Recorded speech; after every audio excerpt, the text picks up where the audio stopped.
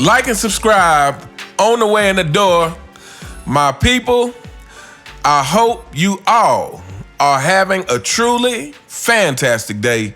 Today's a good day. Fanboy Fridays is always a good day. Fanboys, it is what it is. You don't have to be here, but I'm sure you're going to sit down and listen and get in your emotions, and we are here for it. So let's get to this. Today, we are going to be talking about more reasons why this whole longevity argument for LeBron James is overrated. Fanboys, we are going to be talking about why this longevity argument for your king is overrated.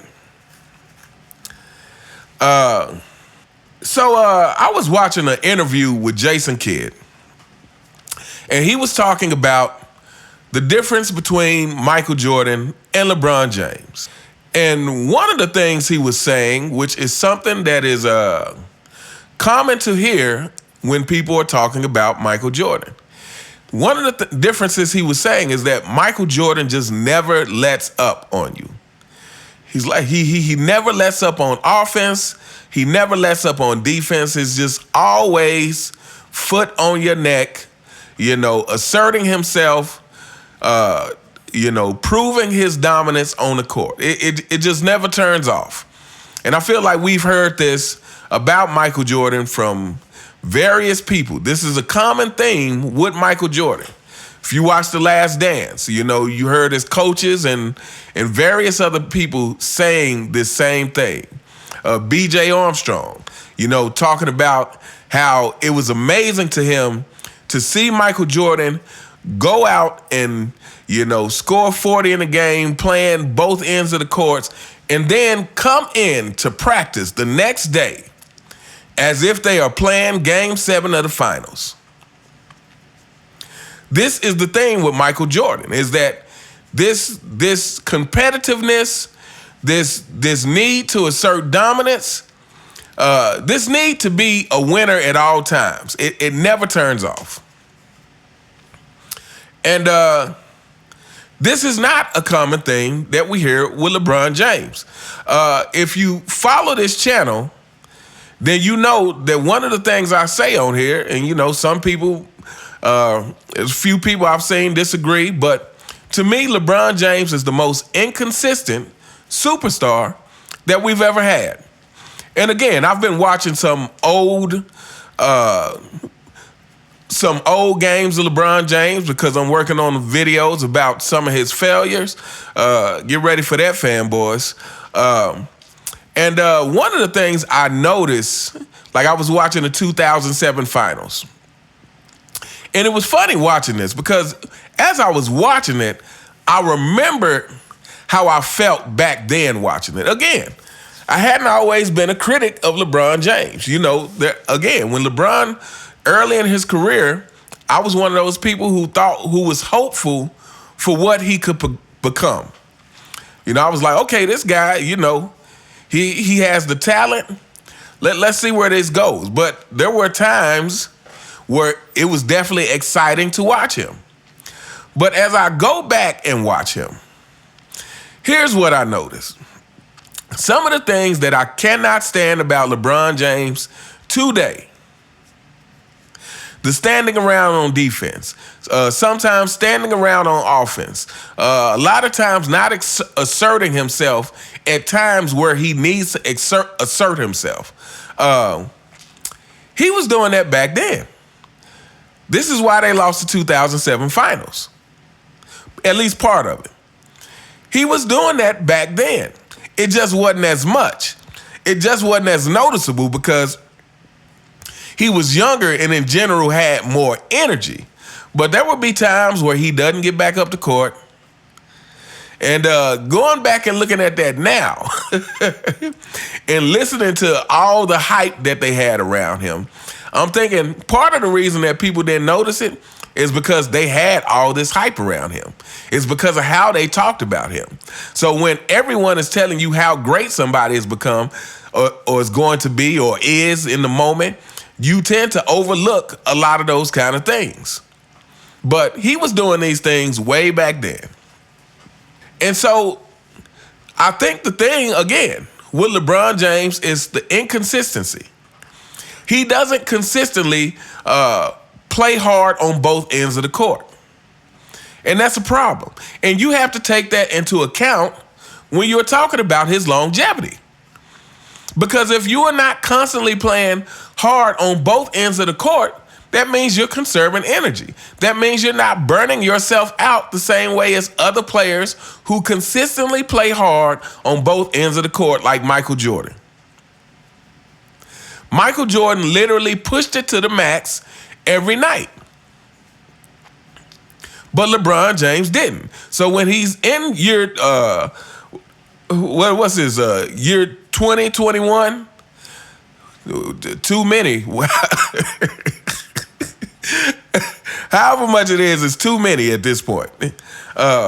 And he gets a triple-double like he did the other night against the Kings, and everybody's like, oh my goodness, he got a triple-double, the oldest player to get a triple-double. Well, you got to take in consideration that he doesn't play consistently. He hasn't played consistently his whole career.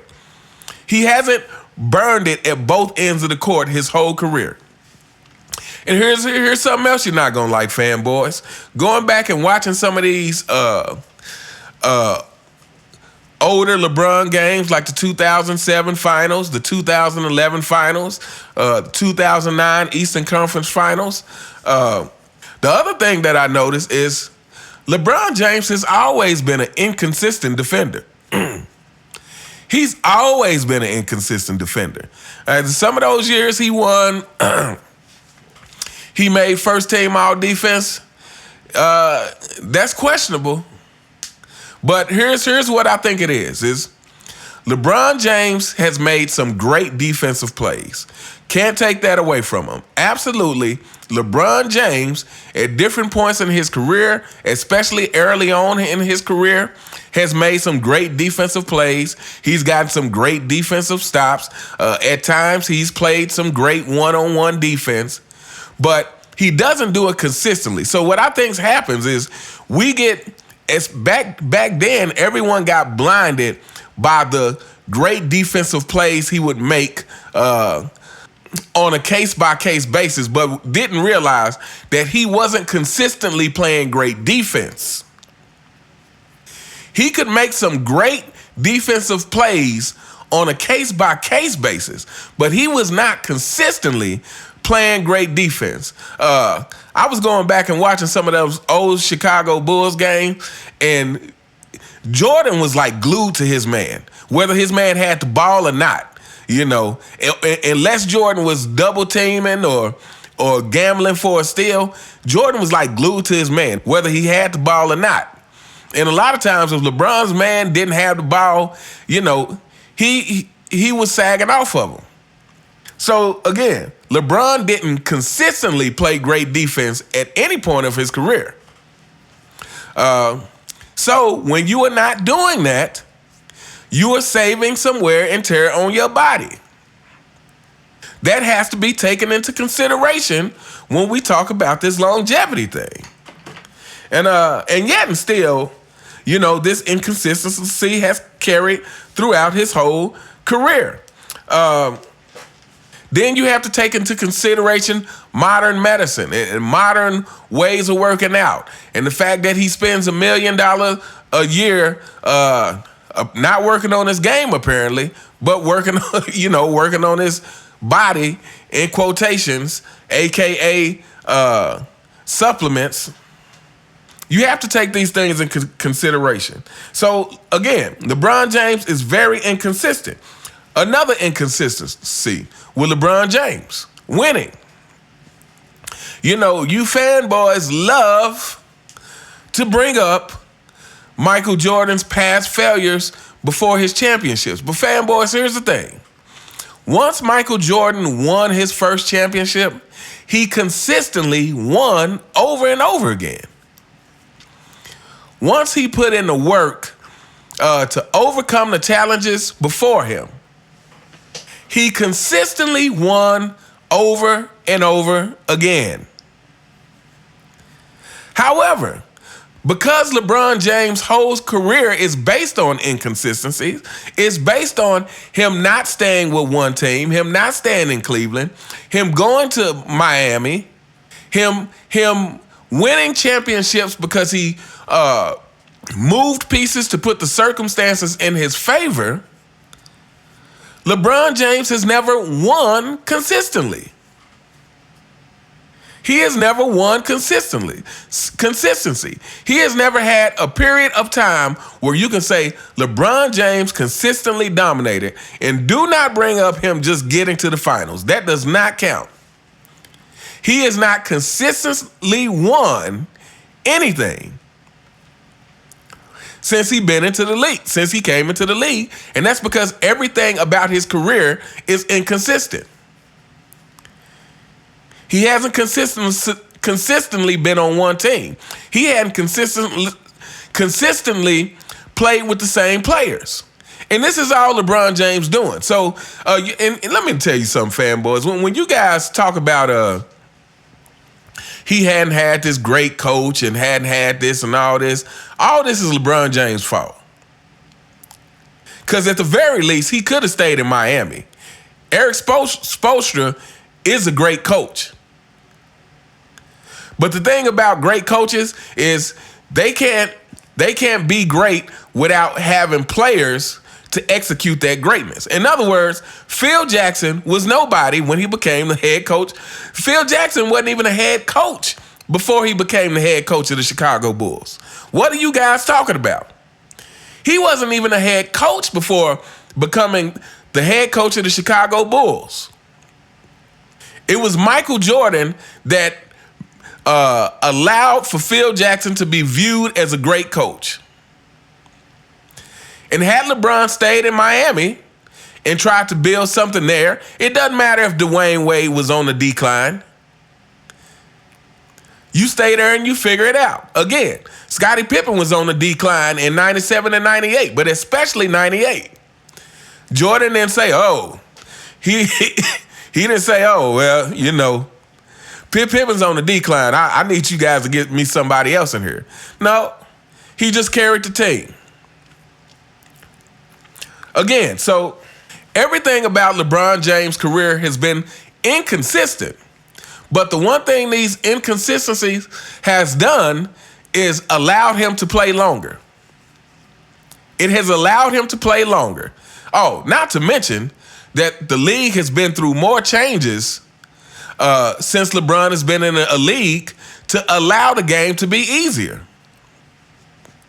So LeBron James not playing consistent defense has allowed him to play longer. The fact that LeBron James is not always given 100% on the court has allowed him to play longer. The fact that LeBron has constantly moved teammates around him has allowed him to play longer. And last but not least, the fact that LeBron James came out of high school has allowed him to play longer. It has allowed him to play longer because when you come out of high school, everybody knows the younger you are, the faster your body recuperates. The faster your body recovers. And so if you came out of high school, that meant you had 4 extra years of your body recuperating at a faster pace than if you had went to college.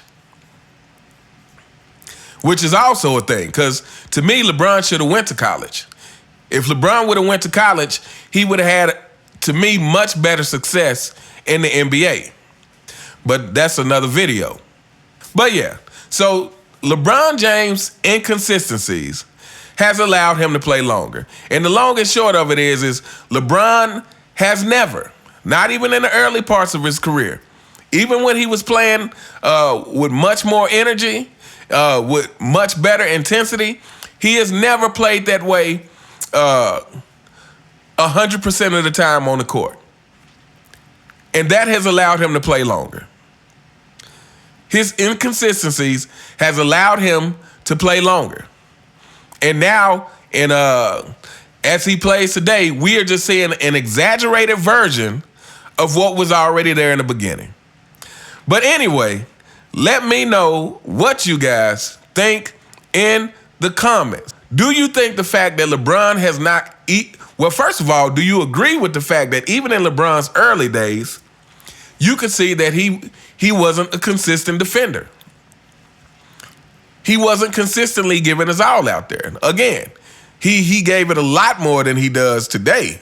But like I said, there were signs of that happening way back then. So do you agree with that? And do you agree with the fact that, players who are giving it all on both ends of the court at all times, they're just not going to have a long career. They're expending more energy. They're burning themselves out faster.